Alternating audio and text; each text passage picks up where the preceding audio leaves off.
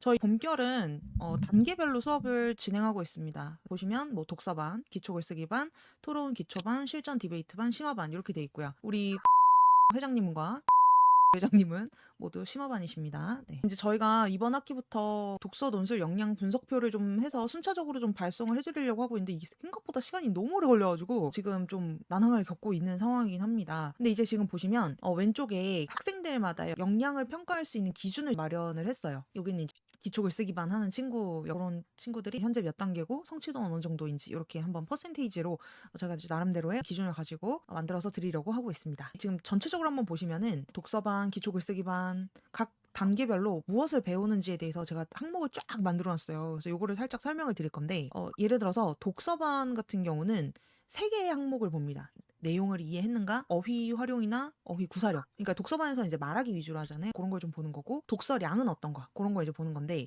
기초글쓰기반에서는 그 3가지를 기본적으로 담고 있고 추가적으로 맞춤법 잘 쓸 수 있는지 문장 완성을 잘 할 수 있는지 개요 짜기를 해서 글쓰기 할 수 있는지 이렇게 6가지 단계를 평가를 합니다. 이제 토론반을 가게 되면요. 토론반부터는 이 앞에 있었던 기초글쓰기반까지의 단계는 거의 만점 수준으로 가야 돼요. 그런 상태에서 토론 기초반을 가게 되는데 여기부터는 근거 찾기, 주장 만들기, 뭐 입론서 만들기 같은 그런 과정을 이제 거치게 됩니다. 그래서 토론 시점을 이렇게 하고 심화반 단계에 가는 친구들은요. 토론반에서 할 수 있는 모든 내용을 다 마스터를 한 상태에서 심화반으로 가게 돼요.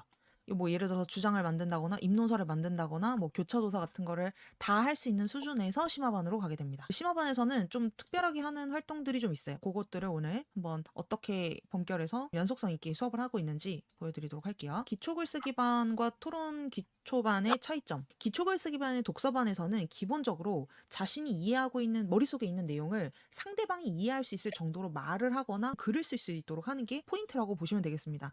대부분의 학생들은요, 독서 토론 해보잖아요. 그럼 말을 못해요. 되게 진짜 말을 못해요. 그래서 막 어머님들도 애들하고 얘기해보다 보면은 뭐 어떤 주장은 있는데 근거는 전혀 설명을 못한다거나 이렇게 좀 말이 어눌한 경우가 되게 많거든요. 그런 것들을 저희가 좀 많이 고쳐주고 있습니다. 그리고 토론 기초반 같은 경우에는 여기서부터는 논리를 연습하게 됩니다. 뭐 예를 들어서 주장이라던가 근거라던가 쟁점 같은 거를 스스로 파악을 할 수 있고 글쓰기 하는 단계로 이제 넘어가요. 뭐 예를 들어서 이제 우리 어머님이 보이시는데 같은 경우에는 기초글쓰기반에서 글 분량이 한 주에 2페이지 정도를 써왔어요. 10포인트, 12포인트의 어떤 글을 2페이지 정도 쓰잖아요. 그러면 이 친구 이제 글 잘 쓴다. 이제 토론반으로 넘어가요. 그때부터는 논리적 글쓰기를 하기 시작하는 거죠. 이제 토론 기초반에서는 약간의 토론을 배웁니다. 교차조사하는 거를 조금씩 배우기 시작하는데 그 토론은 결국에 선생님하고 해요. 왜냐면 아직도 논리가 잘 정리가 안 되고 순발력이 조금 떨어지기 때문에 선생님이 잘하시잖아요. 그러니까 선생님하고 토론하는 거예요. 근데 토론 실전반부터는 어떻게 되냐면 자기만큼 잘하는 애들이 와요. 이제는 그러니까 선생님하고 이제 토론했을 때 선생님 이제 딱 판단을 하세요. 얘 이제 조금 논리가 된다. 토론할 때 그 규칙을 좀 지킬 수 있다. 요 정도 수준이 되면 그때는 그런 애들만 모아서 토론 실전반에 가요. 다시 말하면 토론 실전반 가기 전까지는 실제적인 어떤 토론을 하진 않습니다. 계속 글쓰기, 논리 연습 이런 것만 해요. 사실 반 이름을 바꿔야 되나? 그런 생각도 있어요. 그러니까 토론을 준비하는 반이라서 토론반이긴 하지만 실제로는 막 말하기를 해서 다투는 약간 그런 토론은 거의 하지 않습니다. 자, 그러면 다시 한번 돌아가 볼게요. 이제 독서반하고 기초글쓰기반에서는 배우는 내용이 달라요. 우선은 독서반은 책을 읽어오는 거고 그 내용으로 이제 수업 시간에 말을 하게 되는 건데 어떤 친구들이 좀 독서반을 많이 하냐면 첫 번째는 책을 싫어하는 친구들은 무조건 독서반으로 추천을 드립니다. 책을 싫어하는데 글쓰기까지 시키잖아요. 이제 엄마를 뜯어먹으려고 한단 말이죠.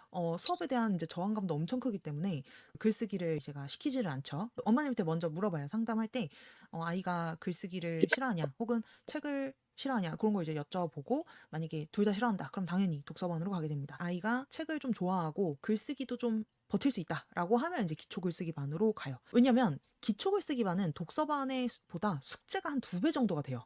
책을 우선 읽어야 되고 그다음에 그 책에 대해서 글을 써야 되거든요. 그걸 감당할 수 있으면 이제 기초글쓰기반은 가는 거고 그렇다고 해서 독서반이 더 뭐 떨어지는 반이야 그런 건 아니고 독서반은 오히려 글쓰기를 봐주지 않기 때문에 수업 시간에 아이가 훨씬 더 말을 많이 해야 돼요. 그러니까 자기 생각을 말로 표현하는 연습을 기초글쓰기반에서는 이미 써온 글에 대해서만 피드백을 해주는 건데 독서반에서는 계속 질문을 해주시거든요. 한 수업에서 평균적으로 한 30개 정도의 질문을 던지세요. 30개, 40개 정도 질문하면은 거기에 대해서 계속 즉흥으로 생각해서 말을 해야 되는 거죠. 그래서 그게 보통 쉬운 일은 아니라고 생각합니다. 그럼 중학교 가기 전에 왜 토론을 배워야 되는가에 대해서 말씀드리려고 해요.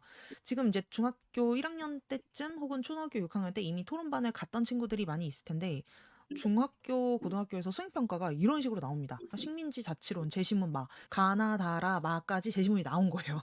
한 2분의 1페이지 정도 단락이 되는 글이 나왔고 독립운동이 방법이 될 수 없음을 근거로 들어 비판하고 자신이 생각한 바람직한 독립운동 방법을 선택해서 그 이유를 쓰시오. 700자 이렇게 나온 거예요. 이 코생평가가 미리 공지는 됐는데 결국에는 수업 시간에 하는 거거든요. 수업 시간에 700자짜리 글을 본인이 쓸 수 있어야 돼요.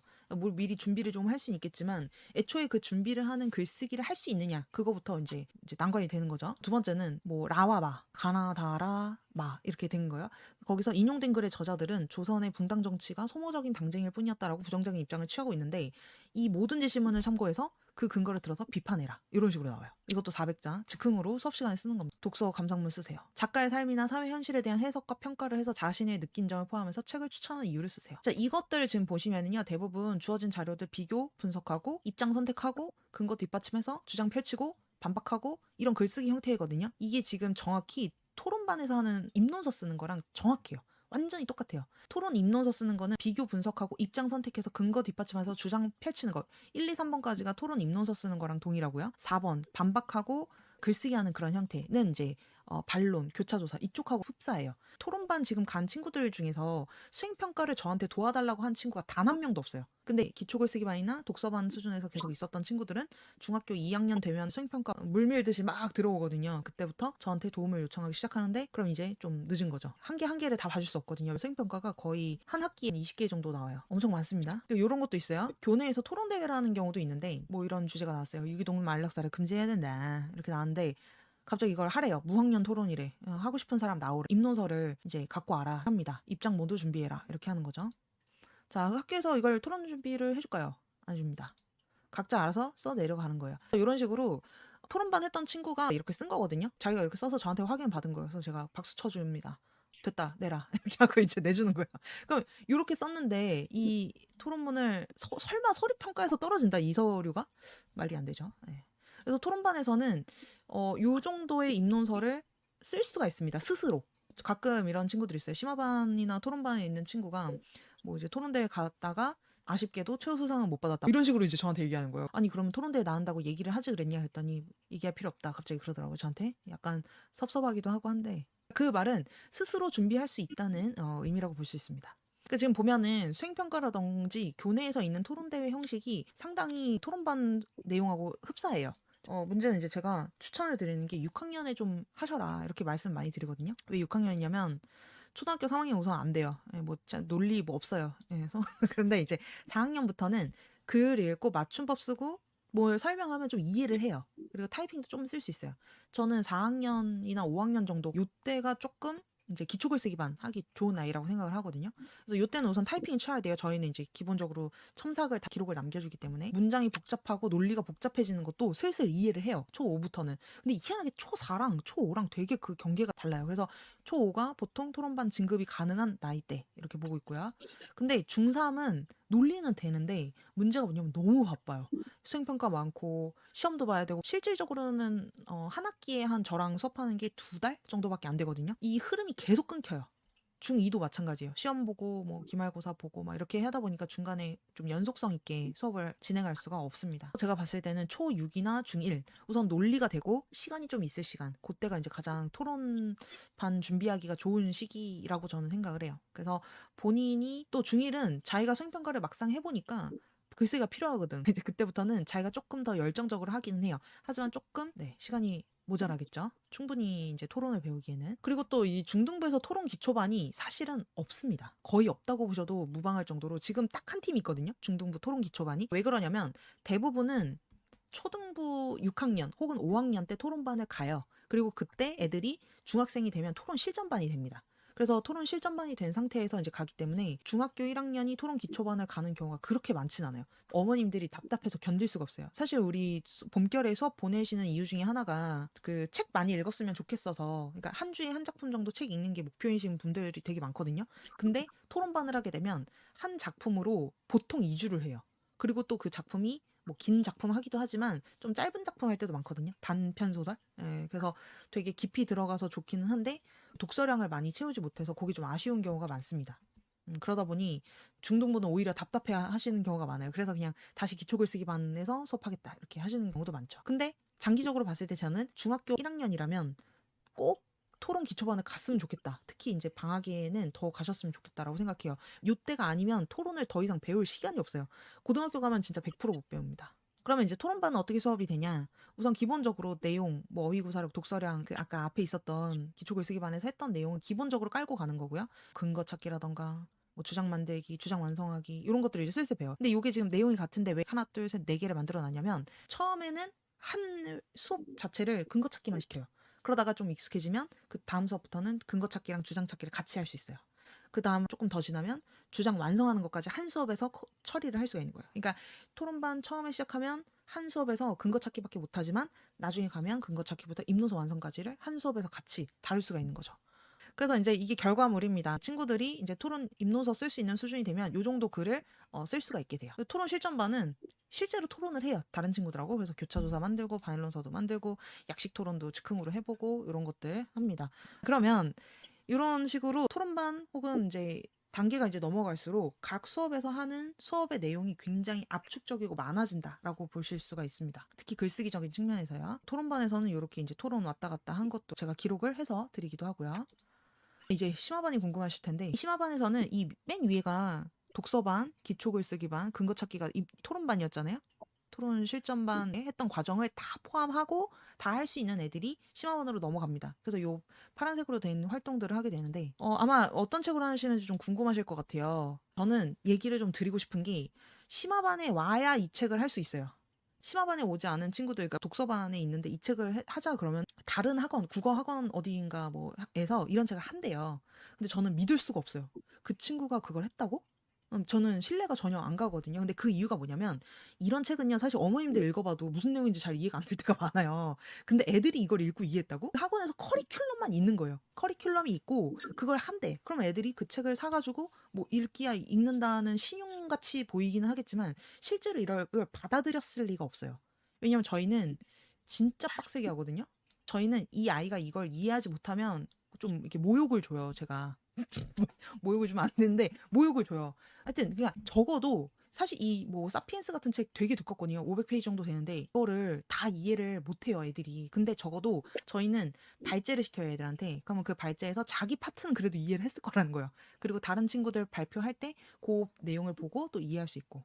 대부분 학원에선 제가 듣기로는 자료를 줍니다. 정리된 자료를. 그래서 선생님이 그걸 애들한테 설명을 해줘요. 사실 애들이 책을 읽는 게 아니라 선생님이 강의를 듣는 거죠. 유튜브에서 설민석 선생님이 이렇게 막 뭐 사피엔스 얘기해 주듯이 그런 식으로 설명을 해주는 거예요. 설명을 해주고 너는 거기에 대해서 어떻게 생각해? 이런 식으로 얘기를 해주는 거예요. 이게 뭐 문해력이 늘어나느냐? 저는 완전 비추라고 생각합니다. 우리 심화반에서 하는 게 찐이다. 이렇게 생각하고요. 심화반에서는 어떤 활동을 하냐면 우선 기본적으로 조금 쉬어가는 타임 한 번 있고 조금 빡세게 하는 타임이 한 번 왔다 갔다 하는데 쉬어가는 타이밍에서는 토론을 합니다. 성인들이 읽는 요 정도 책 읽고 입노서 논제를 바로 줘요. 논제. 나는 빨리 퇴사해야 되나? 말아야 되나? 자, 입노서 써오세요. 안녕. 하고 그냥 숙제만 내줘요.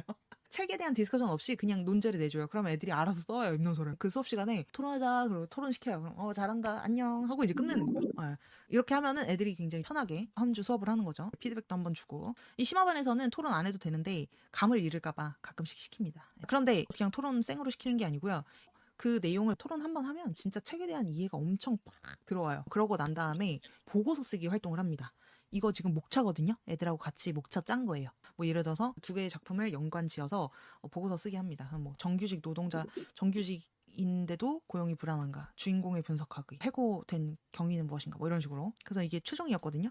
이 앞에는 친구들 이름이 있고 제가 목차 다시 정리하고 이런 식으로 이제 글 써오는 거예요. 이것도 애들이 파트별로 나눠서 해요. 자, 뭐 2장에 2-1하고 2-2까지 글 써와 안녕 하고 이제 애들이 글 써오는 거예요. 이런 식으로 글 써오면 모아서 하나의 보고서를 만드는 거죠. 그리고 보고서 같이 읽으면서 고쳐야 될 부분이 무엇인지 회의도 하고요. 이런 식으로 이제 글 써오는 거예요. 인용하고 각주다는 거 이런 것도 다 배우고 뭐 요거는 예전에 했던 건데 제가 이제 언어학 전공하지 않았겠습니까? 이런 것도 해봤어요. 한국어 언어 영어의 뭐 초성과 종성 차이 같은 거 이제 분석해서 이제 보고서 쓰는 거 그런 것도 있죠. 이런 건 이제 데이터 분석하기와 관련된 탐구 보고서 같은 거 하는 그런 이제 기초 자료가 되는 겁니다. 아이들끼리 만약에 보고서 쓰면 있으면 학교에다가 제출할 수가 있어요. 자기가 이런 보고서 활동을 했다라는 걸 이제 기록을 했다고 하더라고요. 이런 식으로 이제 분석하고 엑셀에 정리하고 합니다. 이런 식으로 이제 뭐 비교위가 뭐냐, 그래프 같은 것도 이제 그려보고 설명해보고 뭐 이런 걸 해요. 근데 여러분 지금 뭐 어떻게 보이실지는 모르겠지만 엄청나게 어려운 거거든요. 이 어려운 거를 경제학 개념 같은 책을 했을 때 저는 여기까지 간다는 거예요. 어떤 책을 그냥 읽기만 하면 그게 이제 아이들한테 받아들여지는 게 아니고